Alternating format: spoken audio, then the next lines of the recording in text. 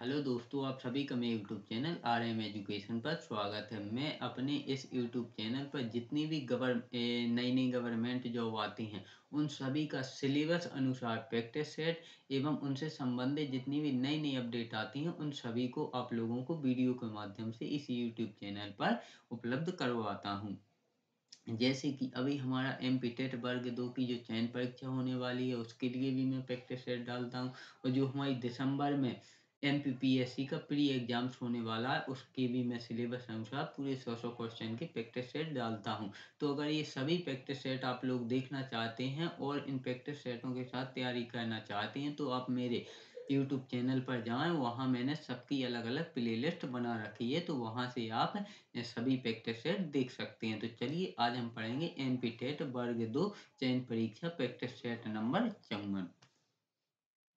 तो question number पहला, प्रति ग्राम ईंधन द्वारा मोचित ऊर्जा की दृष्टि से निम्न में से सर्वोत्तम ईंधन कौन सा है? तो यहाँ जो सर्वोत्तम ईंधन है वह है हाइड्रोजन।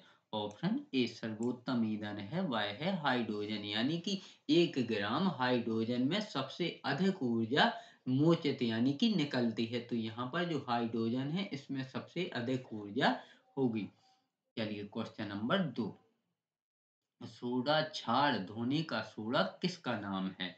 तो सोडा क्षार धोने का सोडा जल योजित सोडियम कार्बोनेट का नाम है। ऑप्शन डी जल योजित सोडियम कार्बोनेट का नाम है। ऑप्शन डी जल योजित सोडियम कार्बोनेट का नाम है।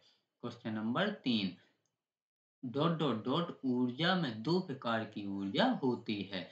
तो यांत्रिक ऊर्जा में दो प्रकार की ऊर्जा होती है। ऑप्शन डी यांत्रिक ऊर्जा में दो प्रकार की ऊर्जा होती है। क्वेश्चन नंबर 4, रॉकेट किस सिद्धांत पर कार्य करता है? तो रॉकेट है वह न्यूटन का तृतीय सिद्धांत पर कार्य करता है। और न्यूटन का तृतीय सिद्धांत क्या है? तो न्यूटन का तृतीय सिद्धांत है क्रिया की प्रतिक्रिया। तो इसी सिद्धांत पर रॉकेट कार्य करता है।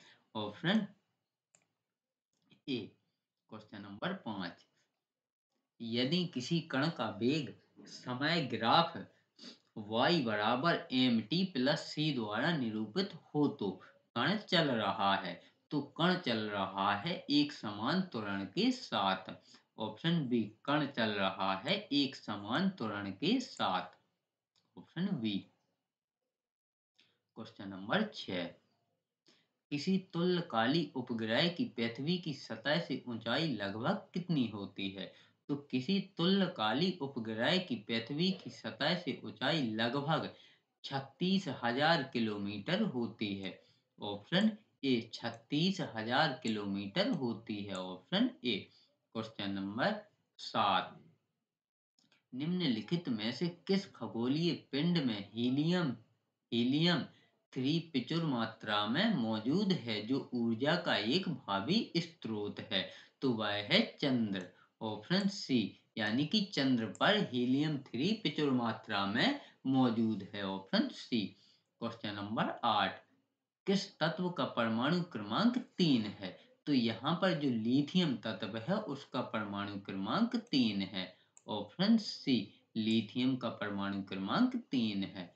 क्वेश्चन नंबर 9, पवन की गति को मापने पवन की गति को मापने वाला उपकरण है।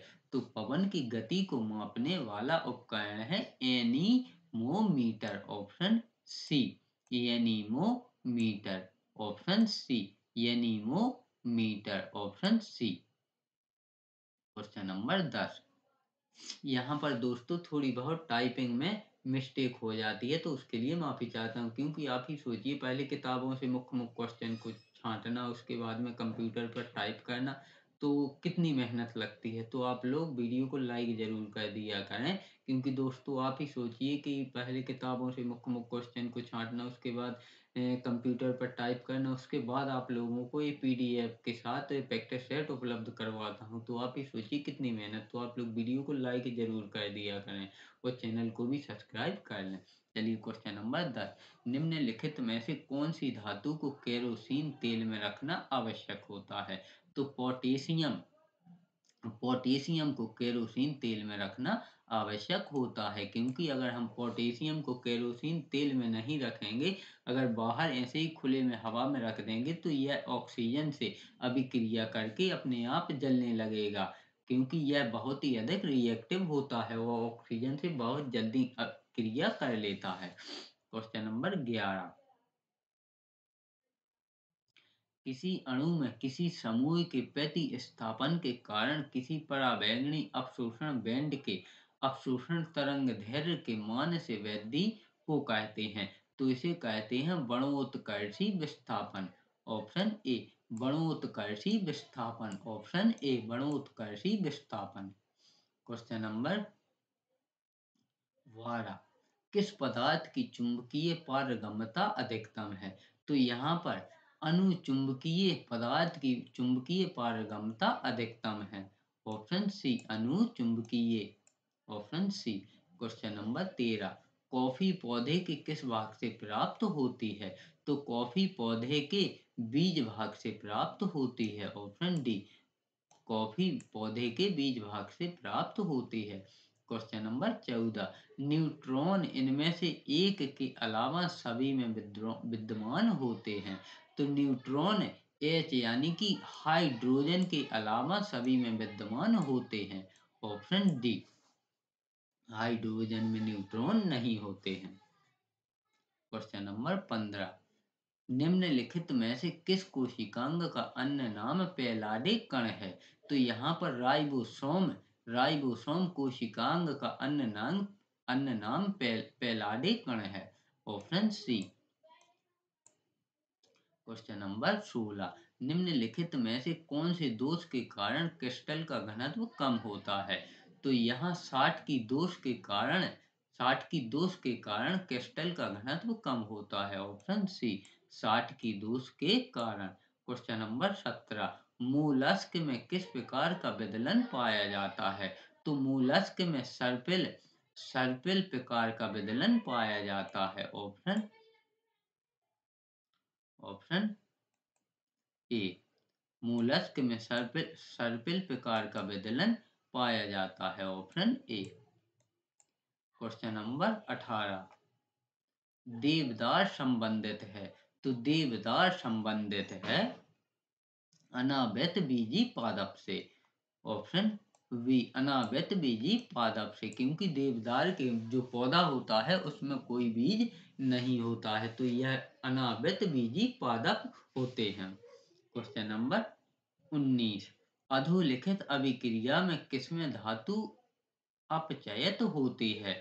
तो इन सभी क्रियाओं में से MnO2 ने जब अभिक्रिया की तो MnO बना, यानी कि जब मैग्नीशियम ऑक्सीजन ने अभिक्रिया की तो मैग्नीशियम ऑक्साइड बना, तो इस अभिक्रिया में धातु अपचयित होती है। Option C. क्वेश्चन नंबर 20, पोषद जीव में डीएनए में बाहरी डीएनए के स्थानांतरण की तकनीक कहलाती है, तो वह कहलाती है पुनर्योजी डीएनए तकनीक। ऑप्शन बी, पुनर्योजी डीएनए तकनीक। Option B. Question number 21, gastrin करता है, तो गैस्ट्रिन करता है जठर स्त्रावण का प्रेरण। ऑप्शन बी, जठर स्त्रावण का प्रेरण। Option B. क्वेश्चन नंबर 22, यदि हम दरवाजे के कब्जे पर तेल लगाते हैं तो घर्षण घट जाएगा, ना कि खत्म होगा, तो घर्षण घट जाएगा। Option C. यहाँ पर फिर से थोड़ी टाइपिंग में मिस्टेक हो गई, तो इसका जो राइट आंसर है ऑप्शन सी, यानी कि अगर हम दरवाजे के कब्जे पर तेल लगाते हैं तो इससे घर्षण केवल कम होगा, ना कि समाप्त होगा।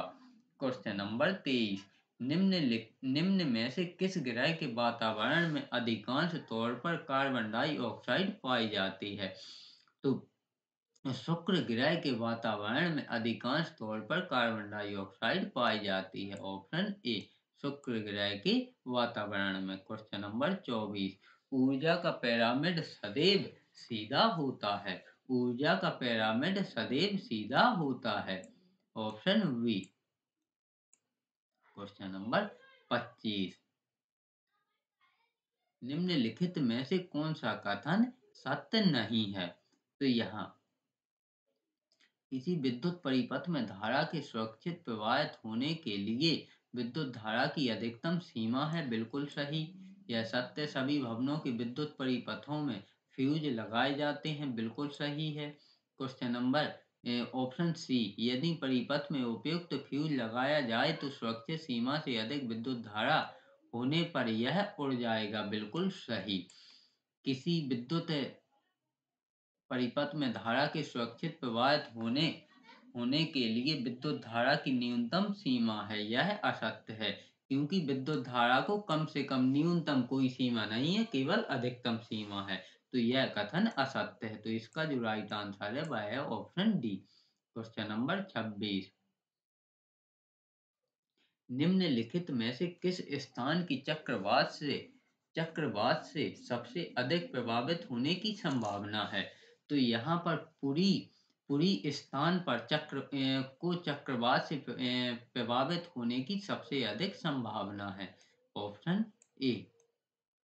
क्वेश्चन नंबर 27, पृथ्वी पर ऋतुएं बदलती हैं क्योंकि? तो पृथ्वी पर ऋतुएं इसलिए बदलती हैं क्योंकि पृथ्वी का घूर्णन अक्ष इसकी कक्षा के तल के सापेक्ष झुका हुआ है। ऑप्शन ए, इसलिए पृथ्वी पर ऋतुएं बदलती हैं।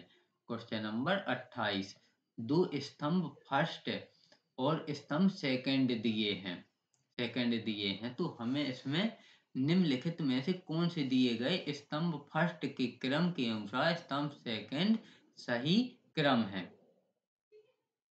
तो इसका जो राइट आंसर है वह है ऑप्शन बी। यहाँ पर भी थोड़ी सी मिस्टेक हो गई है, यानी कि अगर हम बात करें ए वृक्ष वितान, तो वृक्ष वितान का होगा बड़े वृक्षों की शाखाएं, यानी कि चौथे का इसका मिलान यहाँ पर होगा। दूसरा अपघटक, तो अपघटक का होगा तीसरा, यानी अपघटक होते हैं वह सूक्ष्म जीव होते हैं। ह्यूमस, यानी कि जो तीसरे का है वह है पहला, पादपों और जंतुओं के मृतक है, यानी कि ह्यूमस का अर्थ होता है उपजाऊ। तो उपजाऊ पादपों और जंतुओं के मृत ऊतक है, यानी कि जो पेड़ पौधे होते हैं और जंतु जो मर जाते हैं वही मिट्टी में डले रहते हैं, तो उनसे एक उर्वरक यानी कि ह्यूमस का निर्माण होता है। शाही, तो शाही एक जंगली जंतु है। इस प्रकार से आप इसका मिलान कर सकते हैं। तो इसका जो राइट आंसर है वह है ऑप्शन बी।